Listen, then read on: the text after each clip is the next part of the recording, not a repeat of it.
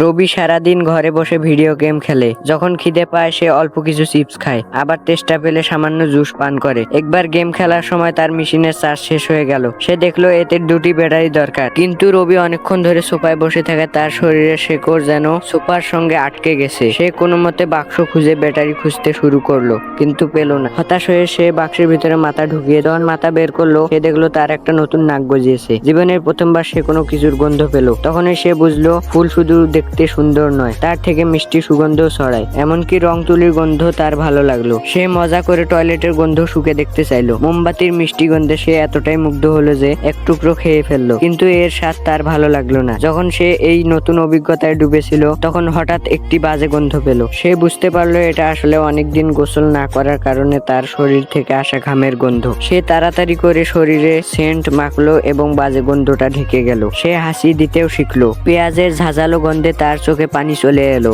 আর পাউরুটির দুধের ঘ্রাণ তাকে মুগ্ধ করলো। যখন সে এক গ্লাস জুস হাতে নিল, তখন হঠাৎ তার ভেতর থেকে একটি ব্যাটারি খুলে গেল। খুশি হয়ে সে গেম মেশিন নিয়ে ঘরে ফিরলো, কিন্তু সোফায় পড়ে থাকা স্ন্যাক্স এবং টেবিলে থাকা পচা ভাতের বাজে গন্ধে সে অস্থির হয়ে পড়লো। সে কোণে পড়ে থাকা পুরনো ঝাড়ুটা দেখলো। দেখে মনে হলো সে এবার ঘর পরিষ্কার করবে, কিন্তু অবাক করা ব্যাপার, সে সরাসরি তার নতুন পাওয়া নাকটাই খুলে ফেললো। আর এভাবেই সে তার সমস্যাটি সমাধান করে ফেললো।